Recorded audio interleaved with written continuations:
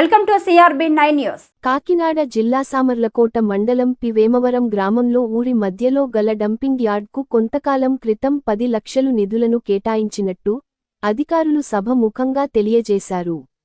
ఆ రోజు సభాముఖంగా తెలిపిన అధికారులు ఆచూకీ లేదని గ్రామస్తులు ప్రశ్నిస్తున్నారు. పంచాయతీ సెక్రటరీ రాధాకృష్ణ సొరవతో ఈరోజు పంచాయతీ సిబ్బందితో కొద్ది మొత్తంలో క్రేన్ సహాయంతో డంపింగ్ యార్డును రోడ్డు పైన ఉన్న చెత్తను తొలగించడం జరిగింది.